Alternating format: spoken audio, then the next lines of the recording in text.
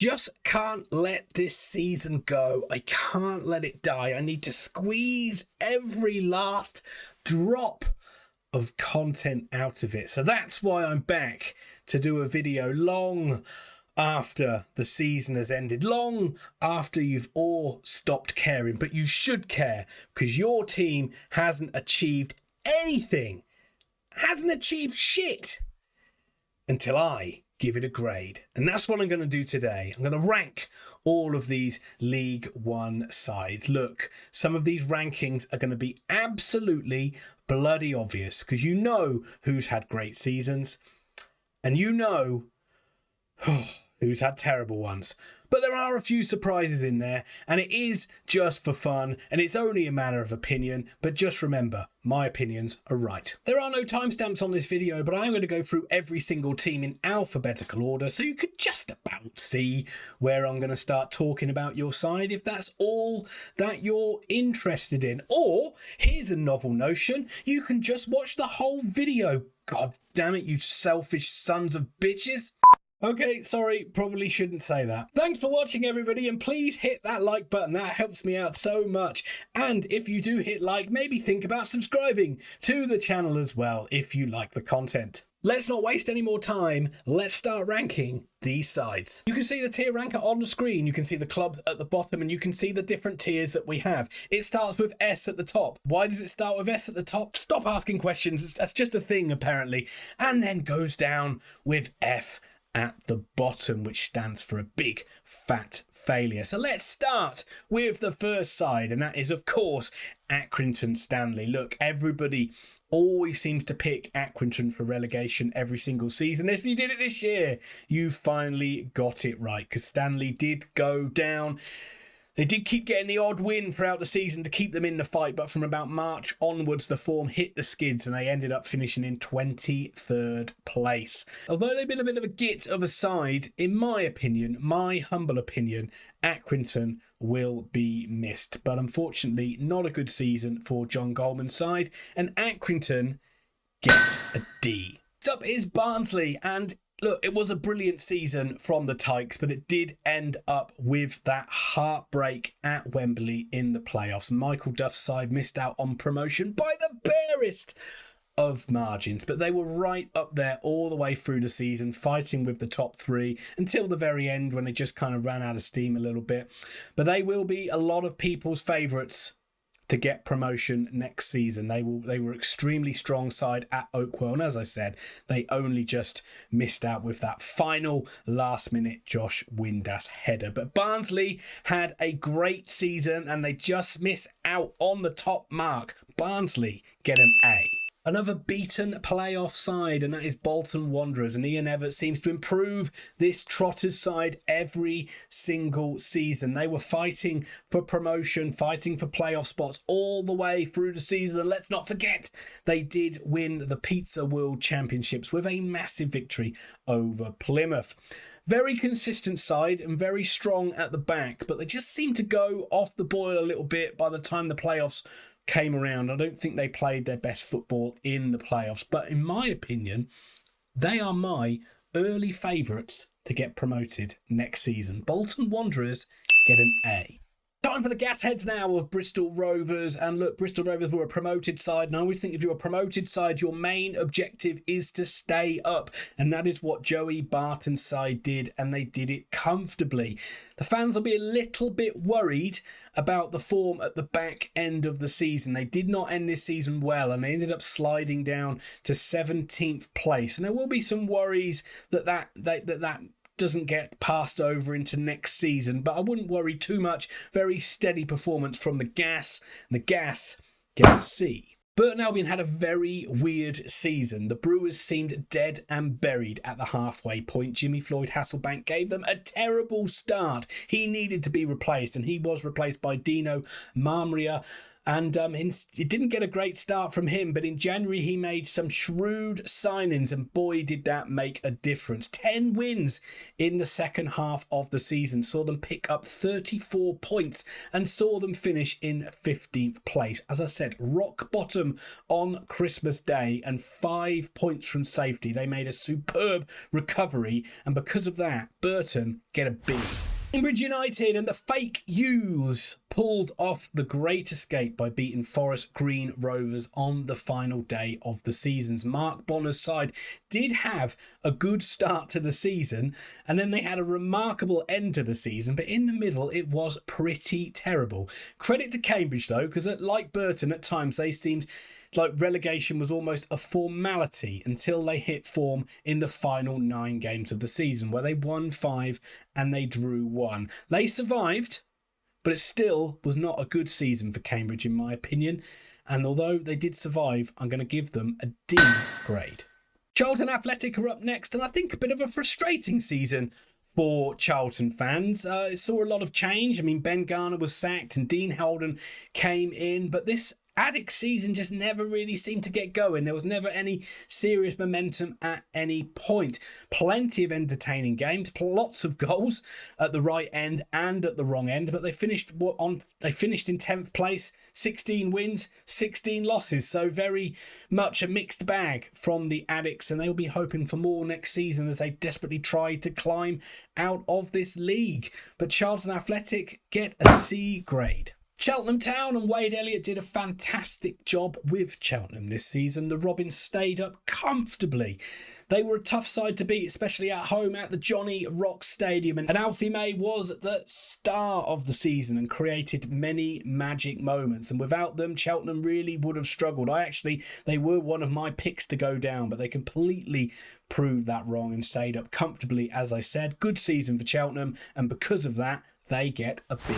Derby County and the Rams missed out on the playoffs on the final day of the season. They were pretty consistent and had some decent unbeaten runs in there, but they just hit some bad form at the end, and I wouldn't say the wheels came off, but the form sort of dipped, and ultimately that cost them. But although they would have had high expectations, I think it's fair to look at where Derby were at the start of the season and the mess that kind of has been in previous seasons before, and this squad was really cobbled together last minute, and plus you had a managerial change in there with Paul Warne, and I think that now Warne will get a full pre-season with the side. I think you'll see Derby County a lot stronger next season, and indeed many people probably will be picking them for promotion.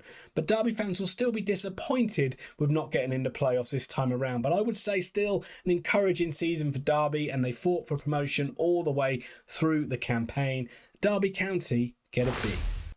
For Exeter City, it was the first season back in League One for the Grecians, and I think they did the best out of all of the promoted sides. There were times where they were even flirting with the playoffs, and they were not even close to being relegated. Gary Caldwell got this Exeter side playing some excellent football, and they'll probably be thinking that they maybe should have finished higher than they did, as they did have a poor end to the season.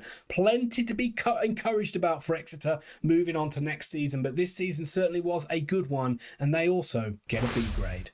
Moving on to Fleetwood Town now, and the Cod Army, they really exceeded my expectations. That's another side I think I picked for relegation, or a side that I thought would struggle down the bottom and really flirt with relegation all the way through the season. But they were never really in danger of it, and they stayed up comfortably. Scott Brown made this Fleetwood side extremely competitive, and in the second half of the season their form was really impressive, and they ended up finishing in 13th place. This might surprise some with the grade, but I thought relative to how I thought they would do to how they did, Fleetwood did remarkably well, and they get an A grade. From a side that overachieved to a side that were just plain terrible, and that is Forest Green Rovers. It was always a fear that they would lack the quality to compete in League One, and that is how it turned out. Ian Burchell left in January and was replaced by Duncan Ferguson, and in my opinion, I think he made them worse. They only got 6 wins all season, and apart from a nice feel-good win over Sheffield Wednesday, there was really not too much to cheer about for FGR. A miserable season for them. them back down to League Two, and in this tier ranker list, they are the first side to get an F.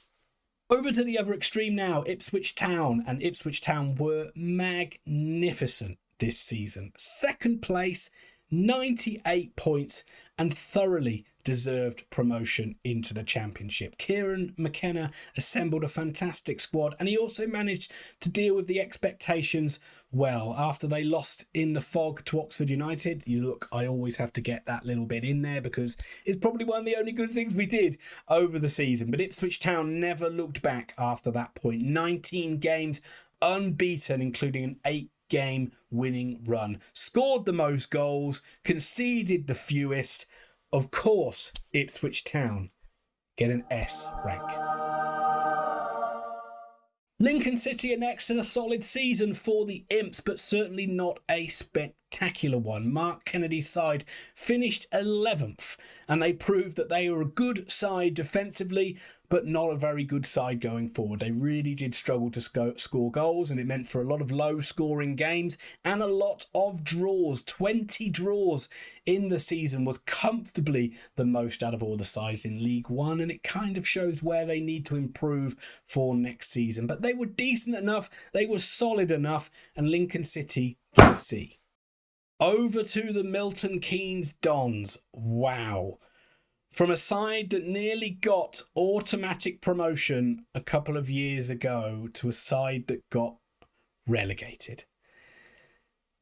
They did lose some key players in the summer, and they had poor recruitment as well, and that's what they put the early season lack of form down to. But that lack of form continued all the way through to December, and that is where they made the decision to get rid of Liam Manning, thankfully for Oxford United, and he was replaced by Mark Jackson. They never really had much momentum in the season though, and they were always languishing down the bottom, but 3 wins in a row in March seemed to get the momentum into the season. It seemed that they would kick on from there and then be safe for the rest of the campaign. But then 8 games in a row without a win to end the season ultimately saw them go down on the final day.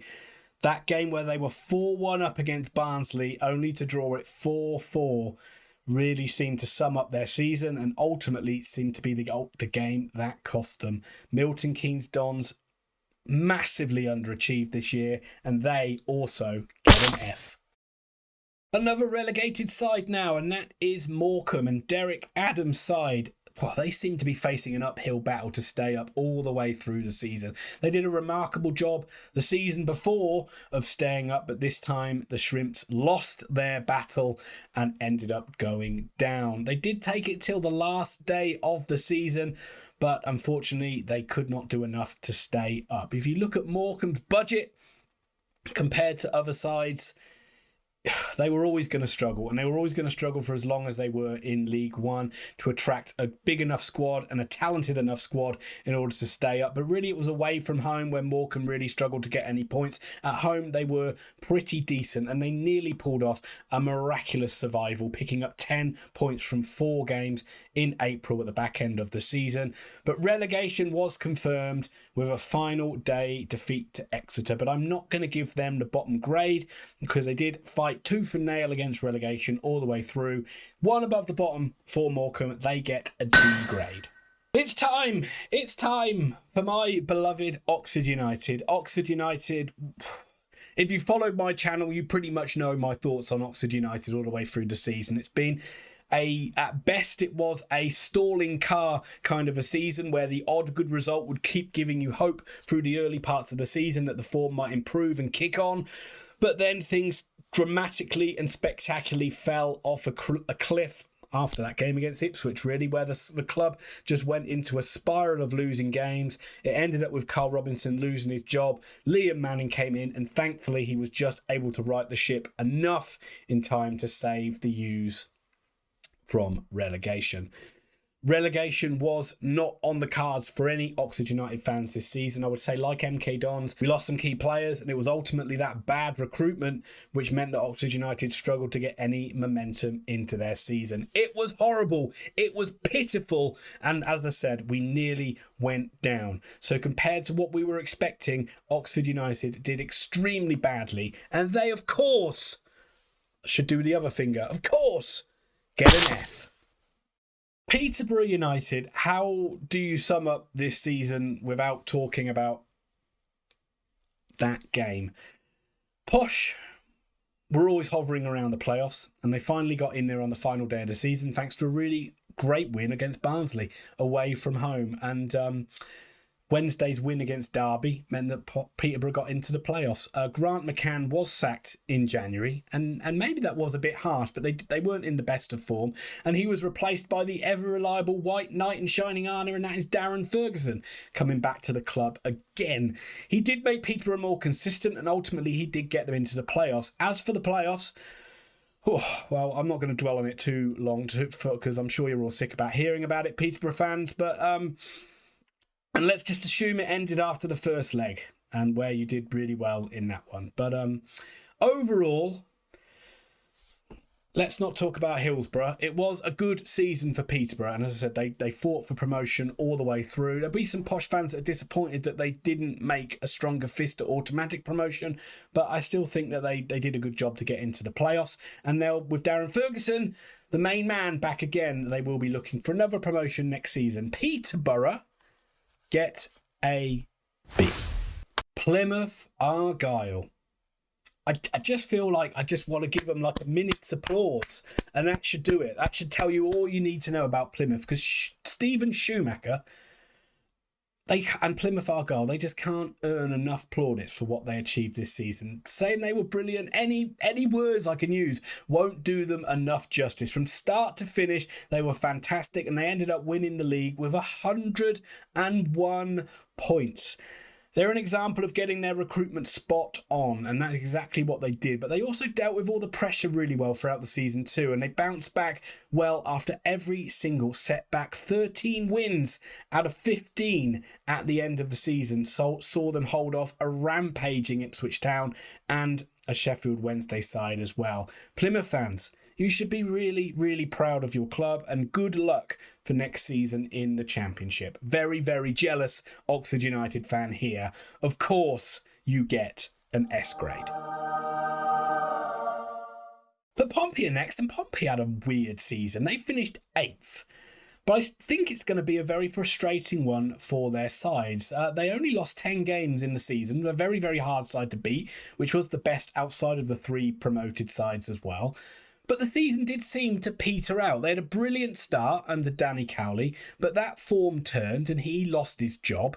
I never really thought he was the right guy for the job anyway, but he was replaced by Oxford's coach, John Messinio, and Moose did really well in the short term, and really the form really picked off. But again, it did tail off at the end of the season. So there were a lot of false dawns and missed opportunities for this Pompey side. And I would say missing out on the playoffs amounts to a pretty frustrating year, and they end up getting a C grade.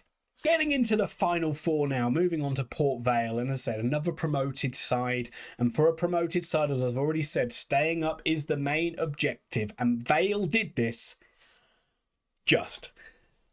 Wow, what a bad second half to the season. There's a lot of clubs that had bad second halves. I can relate to that. Believe me, I can relate. On New Year's Day, the Valiants were 9th, and they were 3 points off the playoffs. They ended up 18th and 4 points off the drop zone. To say they did get a little bit panicky is a little bit of an understatement, as Darryl Clark did lose his job with 4 games to go. So a bit of a Leeds Sam Allardyce situation there. However, Vale did manage to scramble the points and stay up, but this was certainly a case of one good half, one bad half. But job done for Vale, and they'll look to build on that for next season. But Port Vale end up getting a C. The final promoted side, and that is Sheffield Wednesday. What a season. What a roller coaster for the Owls. If you thought it was a roller coaster in the main season, wow, it was an even crazier one in the playoffs. But let's talk about the regular season first. And the Owls were seemingly at the top of the league, or near the top of the league, all the way through the season. Darren Moore's side had a record-breaking 23-game unbeaten run, and they seemed a certainty for automatic promotion. But the form didn't have to dip much for Ipswich and Plymouth to get past them and sneak past them, and it meant the Owls had to settle for third place with 96 points. And then the playoffs happened. Lose to Peterborough 4-0. It seemed like they were done. It seemed like the writing was on the wall. It seemed like Moore was going to lose his job, but then they stormed back in the most remarkable turnaround at Hillsborough with that 5-1 win and that penalty win against Peterborough to get them into the final against Barnsley. And yikes, what a tense final it was. It seemed certain to go to penalties until Josh Windas's diving header in the last minute got Wednesday that promotion, and they deserve that promotion as well. The fans deserve it, the club deserve it, and thankfully I won't have to deal with a load of miserable Sheffield Wednesday fans talking about how crap League One is next season. We know it's crap. We don't need reminding of it. But look, from a Wednesday point of view, I feel that the club really needed that as that feel-good moment to lift the city. There's a lot of browbeating because Sheffield United had been doing so well and got promoted to the Premier League. So Sheffield Wednesday needed that. And a lot of youngsters would have gone to those games as well. So hopefully a new generation of Wednesday fans will come through off the back of those two games. Magnificent season. It ended in a magnificent way. Sheffield Wednesday get an S. Shrewsbury Town are the penultimate side I'm going to talk about. And at times, excuse the pun, the Shrews were flying high. And at one point in the season, Steve Cottrell oversaw a 7-game winning run. I think that was a club record as well, which saw Shrewsbury pushing for the playoffs. But it ended with only one win in the final 10 games. And ultimately saw them finish in 12th place. Cottrell has now left. So it'll be interesting to see who takes over and what Shrewsbury will be able to do next season. But he has left behind a very solid, hard-to-beat side, which were very opportunistic as well. They really did the most with the chances that they had in games. But they certainly wouldn't win any style points for last season, that's for sure. But Shrewsbury Town did a decent job. And Shrewsbury Town can see. And last, and therefore least, it's Wycombe Wanderers. If you want to click off this video now, feel free. I won't blame you. Only joking, Wycombe fans. But it's hard to get away from the fact of the massive change that happened to Wycombe Wanderers during this season, and that is Gareth Ainsworth leaving for QPR. The Chairboys were on the cusp of the playoffs and had been on a 5-game winning run before he jumped ship to the Championship, and Wycombe only won 4 out of 18 after Matt Bloomfield took charge. So it'll be very interesting to see how the Chairboys get on after that.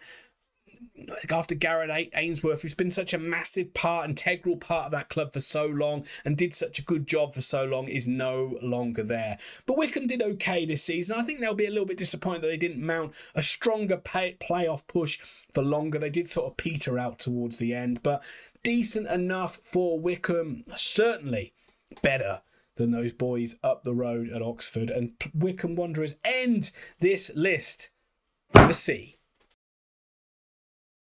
There it is, set in stone, cannot be changed, and that is definitive of how each of your sides have done.